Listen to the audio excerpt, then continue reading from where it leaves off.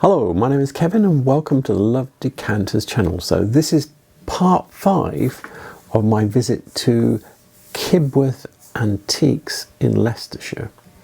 Yeah, and yeah, it's the usual mix of vintage, got a few old bits that I found in there, and also I've found a few new references. So yeah, exciting stuff, new references. 2 of them are online, so you know, that's for everybody then. Anyway, let's get on and have a look at the glass. Got some more Whitefriars here. We've got this tumbler vase in the background, rib wave one. This is not, I think this is Wedgwood, this one here. I'm not 100% certain, but we can look in the book. Yeah. This is definitely Whitefriars because it's got the little label and we can look that up too. Yeah, I don't recognise any of the other stuff. Looking at the whitefriarsglassworks.com website, and yeah, so this is the tumbler vase that we're looking at. It's called Ribbed Wave, this moulded pattern here, and the pattern number for this is 8473, and it comes in 6 sizes, 6 inches to 15 inches, and it comes in a bunch of colours: flint, sea green, gold amber, emerald, sapphire, sanctuary blue and amethyst. I've never seen it. Don't think I've seen a sanctuary blue one, but the rare ones are the emerald, sanctuary blue and amethyst. So also I thought you don't get much more than this with this. This is 1938. This is the earliest catalogue that I've got that it appears in, but I did to have some, and they're on my website, so I've got references here for them, and and it's designed by Marriott Powell circa 1930, even though it doesn't appear in the 1931 catalogue, but this is what the books are telling me. So there you go, that's what I have. And yeah, I've got a 12-inch one and a 6-inch one here. I have sold this one because, to tell the truth, it kind of scared me. It felt like one accident and it would be gone. So yeah, I did sell that one. We are looking at the 20th Century Glass website, and this is the vase, the Wedgwood vase that I can find that's the closest to the one that we were looking at. There are a few other Wedgwood vases that are a bit like this, with longer necks, the same kind of flaring top. Some of them are ribbed as well. There's several variations on this that Wedgwood did, but none of them are exactly like the one that we were looking at. I've been through my books as well, but yeah, I don't think it's Wedgwood. I'm not sure what it is. It's very Wedgwood-esque is all I can say. Yeah, I'm a bit disappointed with myself on that one. But anyway, not Wedgwood, I don't think. Got a few interesting things in here. A lot of it I don't recognise. I think this is Wedgwood. What have they got written on it? King's Lynn, Brancaster. Yeah. Oh, this says this one's Wedgwood, so that's why I thought it was Wedgwood, because it's like that. What's this? With impressed mark. Let's have a look at the impressed mark. I recognise that impressed mark. It's like a... Ew, I can tell what that is. It's like an R. I'll see if I can find that, because that's interesting. It'd just be nice to do it. This is quite cute. There's a lot of dragon. Doesn't know. It's really subtle pattern with a dragonfly on a reed, I think that is. Port Miriam. Yeah, there's a lot of things here I don't know, but interesting. So the R mark that I saw on that vase is for Richard Clements of Hobart, Tasmania. Here it is. This is what I saw. Yep, that was it. Now, my problem is that he's still going. This is his website. He's now 74, I think, or 73, because he was born in 1950. He started blowing glass when he was 16, did a scientific glass blowing apprenticeship, and went to Australia when he was 20. So this guy has been around the block a lot. And I've been looking at his glass, and I can't find anything that matches up with that vase. But and there's nothing on his website. If you look at the gallery, none of it looks like this. Is much more fancy and complex than what we were looking at. I can only presume, because that is the mark, I'm pretty certain that's the mark I saw, that was his earlier work, and that he's gone down a deep rabbit hole and is producing some real high art stuff now, really complex. I mean, look at this. Some really complex stuff that he's doing now. So yeah, I think it's a really good thing. His new stuff doesn't seem too pricey either. I suspect as soon as he's no longer with us, his stuff will get more expensive, because this is proper art glass. You know, look at this. Let's have a look at that teapot. Look at that. Look at the work in that. That's amazing work. So, does that make it bigger? Yeah, look at that. So, yeah, I think he's a really good guy. Does some really nice stuff. Never seen him before. Must be quite rare, because, yeah, but he has been going a long time, and that must be, you know, that could be 20, 30 years old, because he's been 40 maybe even, because he's been going for so long. A lot of the Portmeirion glass that I can find is modelled after the pottery that they do with the transfer prints on. So it's glass with transfer prints on that are matching the pottery. Can you see here? Like, this is the kind of pottery, and then you've got this kind of glass that goes with it. I did find one example of that vase. Here it is. You can see here, and it's a buy it now for $27.99. And yeah, I couldn't find any other examples of it, or any more information about who's actually making this glass and where it's made. So I'm afraid that's a bit of a dead end. Got some different things here. I'm interested in this because I don't see this very often. Dartington candle holder, and then also this. So yeah, it's got the label, but this here, Rosenthal, it's a bit like, there's a Finnish one that's like this. I'm trying to remember which one it is. I think it's Italia. It's a bit like this, but this one's a bit nicer, I think. The way the distortion in the pattern makes it look like a flower, but it's actually just the same underneath, but from the top looks like flower petals. That's quite nice.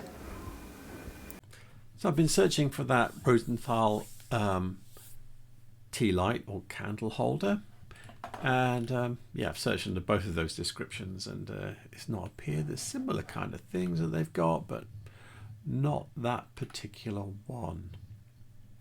And I've never seen it before, and we don't see massive amount of German glass in the UK anyway, or at least not that we're aware of anyway.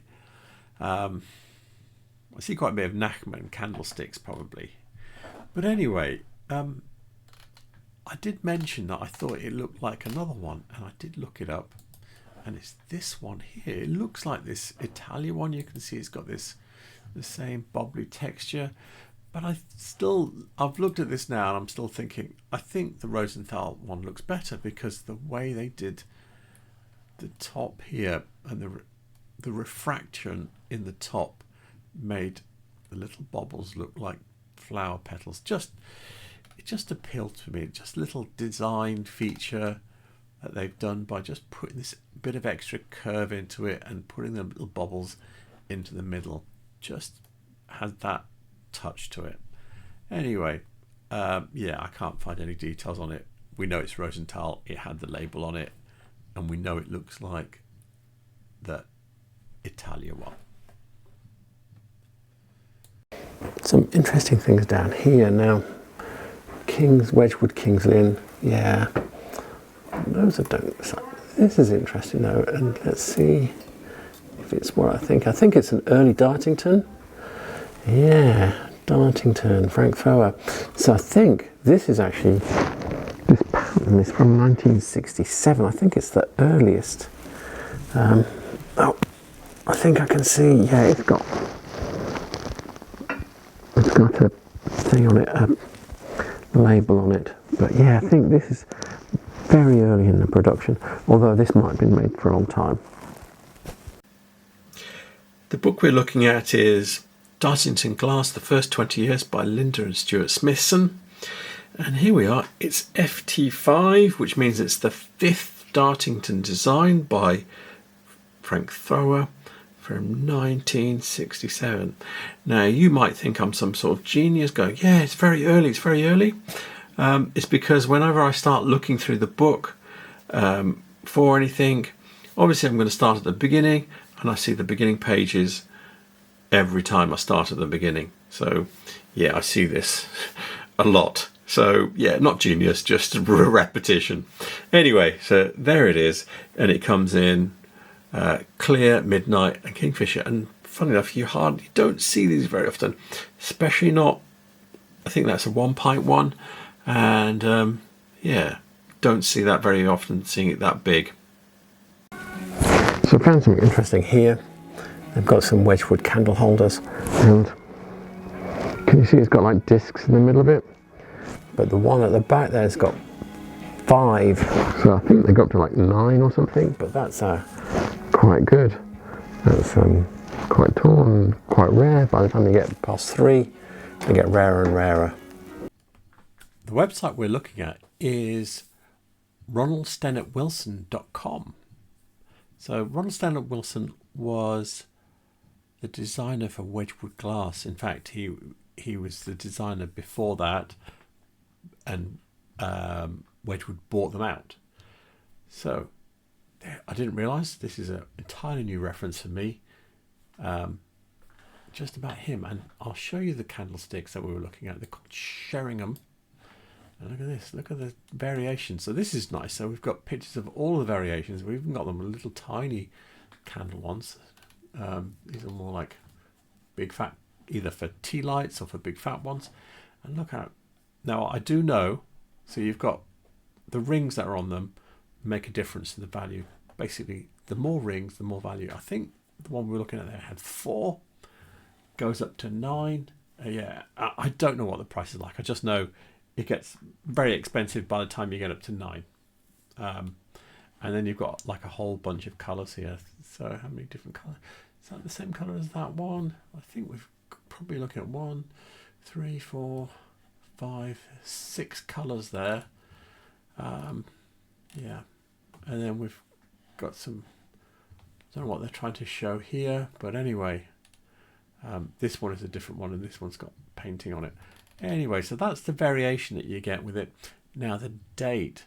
Now I did look in 20thcenturyglass.com, and it doesn't have a date. It says 1970s. However, I did read some of the biography that's here.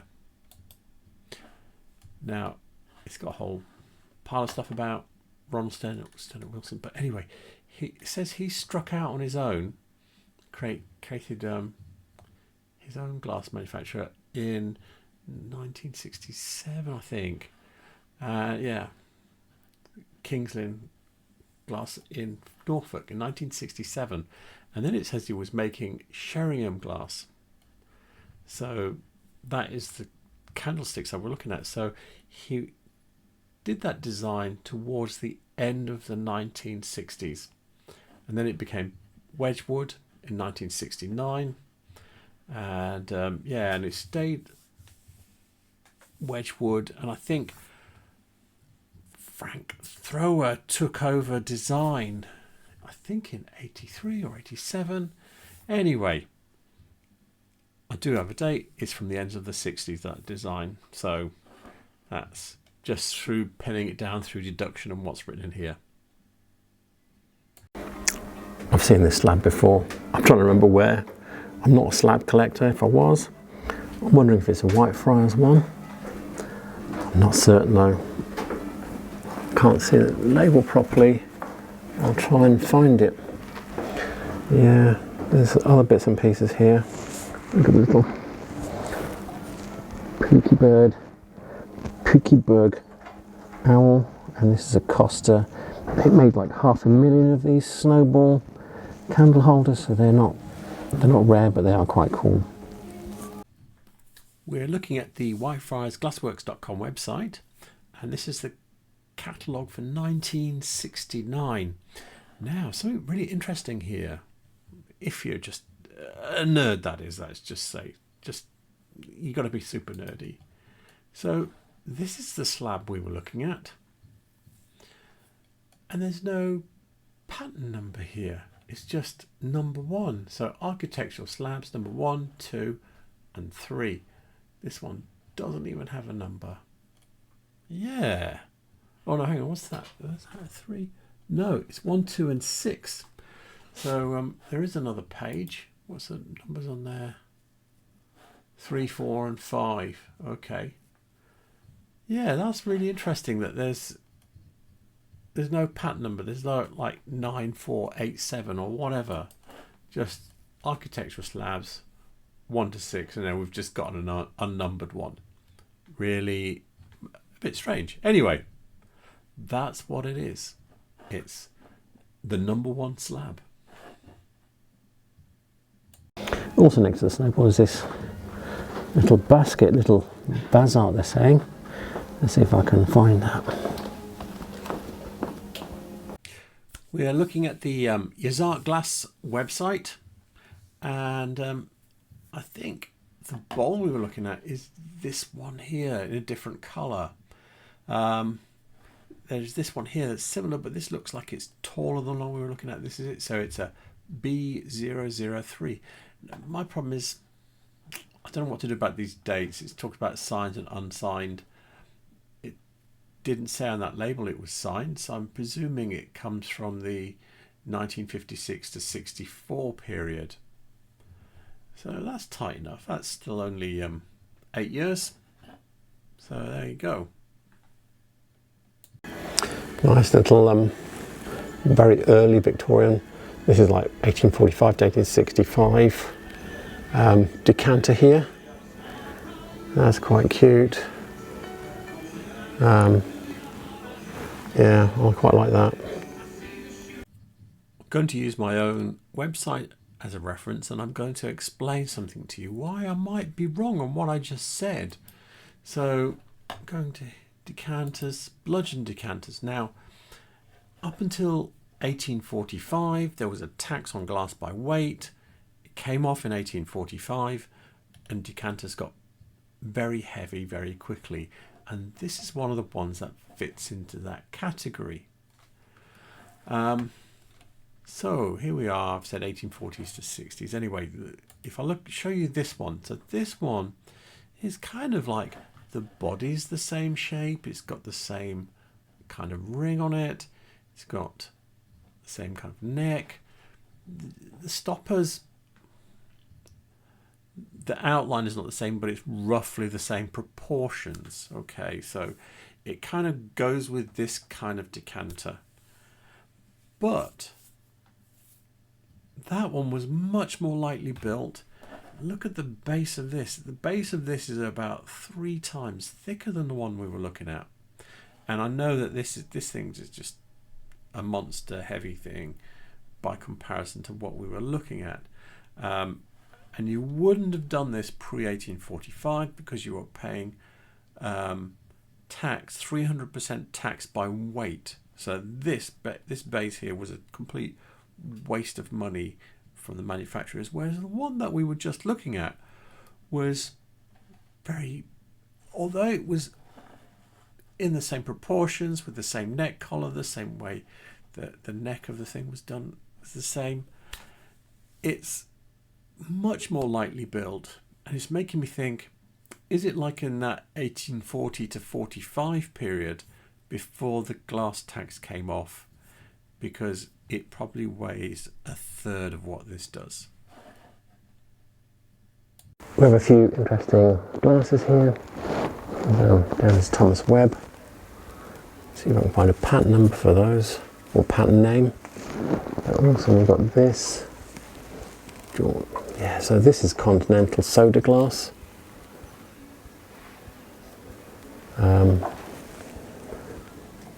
Yeah, they're quite cool. And then you've got this one, it says Georgian. This is probably from the 1830s, it looks like to me. Yeah. And then we've got this one here, which is another little tiny Continental glass.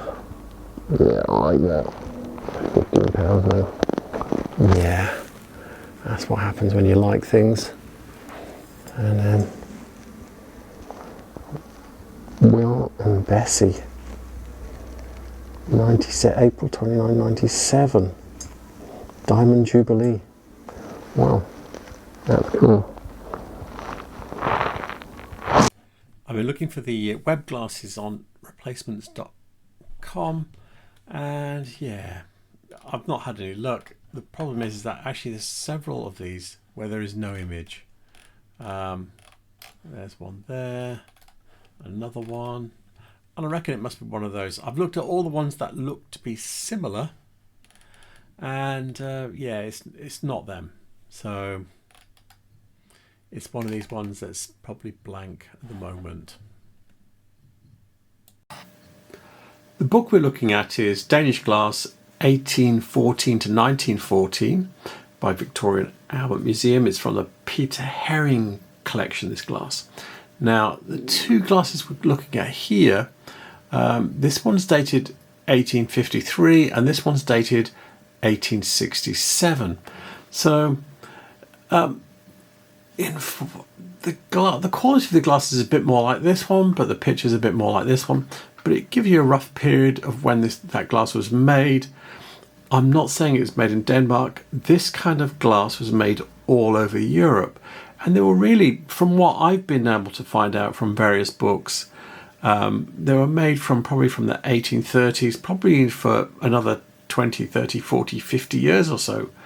They're not as early as they look, and you can tell they're not English, they're all soda glass, and the quality is not great, but they are quite cool little glasses really. I've come upstairs, and this is what it's like upstairs. There's broken up little rooms. There's a whole bunch of decanters over there. I'm going to have a look in a minute.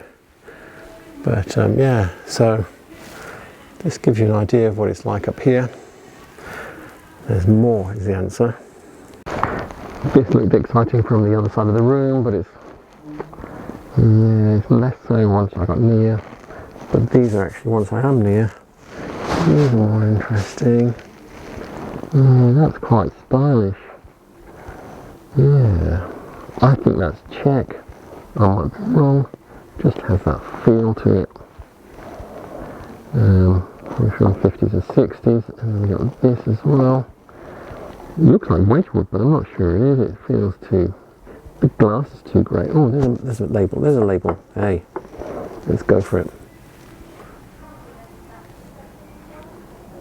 Finn crystal, made in Finland. So, yeah. And he's got, what's he got on that? Never heard of Finn crystal before, so I will look them up.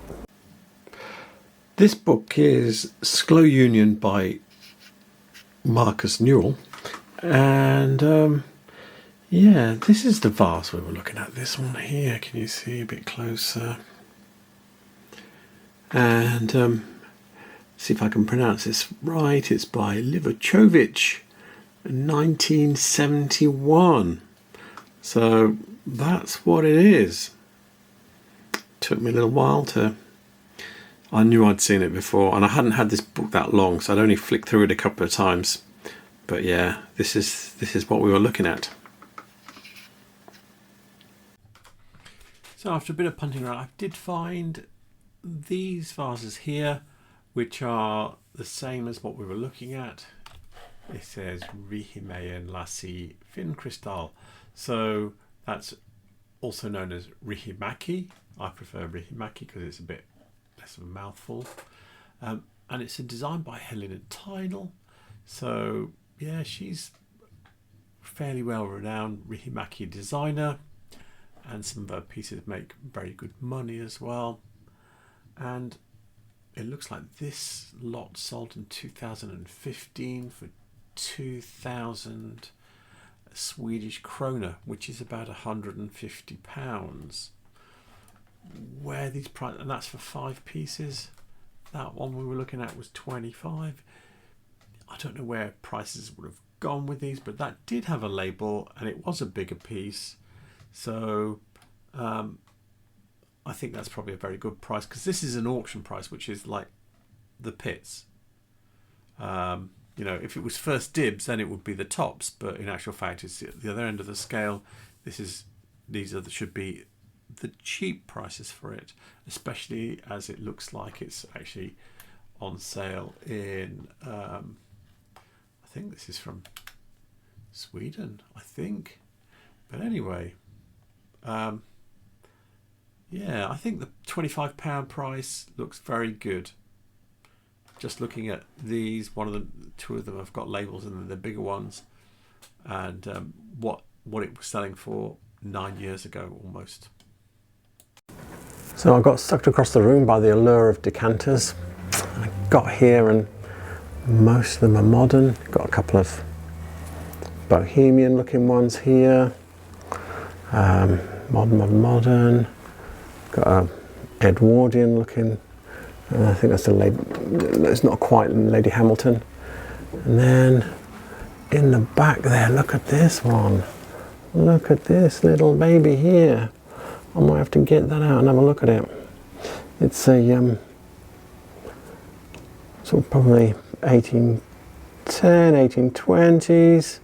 A little spirit bottle. Don't even think it's focusing on it. Is it going to focus on it? No, you can hardly see it. But let's pull it out and have a look. So look at this sweet little Regency spirit bottle with its original stopper. Pouring that little frilled edge around here. You've got a little sectional. This was the style in the Regency period, was to create these little sections. That's a really nice quality spirit bottle. That would come out of a stand, so it would probably be in a set of 3.